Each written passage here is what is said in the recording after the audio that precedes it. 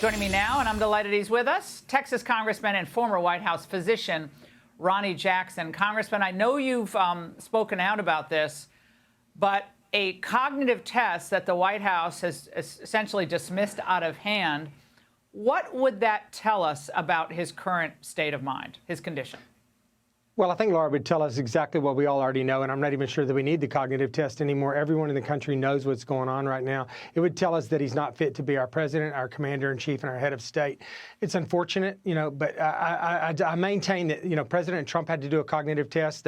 The press just went crazy demanding, and I was a physician at the time, demanding that he have a cognitive test done as part of his physical exam because they didn't like his personality, they didn't like his style, not because he did anything that was concerning on a cognitive level, but, they've set the precedent now, and I think that I told him today, I had a press conference today, and I said, I want to see the same enthusiasm and the same insistence that President Biden get a cognitive test done now, because if we've ever had a sitting president that needs a cognitive test, it's right now. This is an absolute disaster, and I've been saying this, and you've heard me say it 1,000 times. I've been saying it since he was candidate Joe Biden. This man's not fit to be our president. He's continued to demonstrate to the entire world over and over the last 3.5 years that that's the case. Now we have the Her report, completely different angle, an appointee from his own DOJ that's basically saying the same thing now. Yeah, I want to point out that the White House said in response today, Congressman, you just got out a mouthful there. In a statement to Fox Digital, they compared you to a Simpsons character, basically saying you have no credibility, implying that, you kind of fudged Trump's cognitive test, and that you have no credibility on this. That's absolutely ridiculous. And Laura, I was at the White House. I was a White House physician for 14 years. I took care of President Bush for 3 years. I took care of President Obama for 8 years, and I took care of President Bush for President Trump for 3 years. So I was there 14 years for 3 different administrations, including 8 years in the Obama administration, in which I was the appointed physician to the president for Obama. Most of these people, a lot of these people are in the West Wing right now with Joe Biden. I took care of them. So for them to make that claim is ridiculous. It doesn't surprise me that they spend all their time watching The Simpsons. Yeah, they're smearing you. Yeah. Yeah, they're smearing you. I want to point out something that Chris Matthews on MSNBC said this morning. He had advice for Biden staffers. And on the other side, I'm going to ask you whether that would work. Watch. Biden's going to get out there and mix it up. He's going to have to get on the corner and meet people and hang out with regular people. He's got to do it. Now, he may make some problems along the way. He will make more gaffes. Of course he will. But isn't it better to have him out there? If I were in the back room with him, I'd make him feel better about himself. I'd just be nice to him and encouraging. That's one thing staffers should do. Encourage the guy.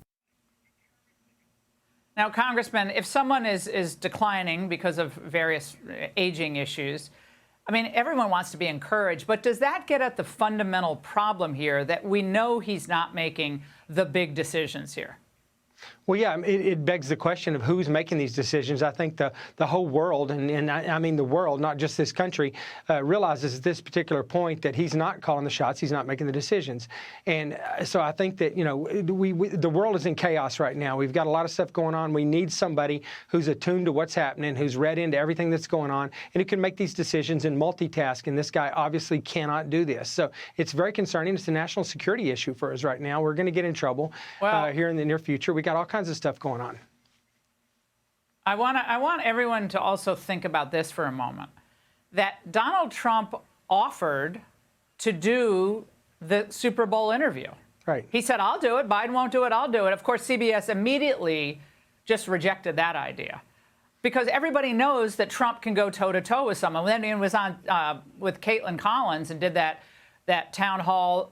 It's like the media doesn't want him to speak out because they're afraid he's going to convince people. But they want Biden, and they're perfectly fine with Biden not doing these big events because they know it's going to make him look even worse. But with Trump, it's the opposite. They don't really want him out there, and I'm going to ask him some tough questions at our town hall.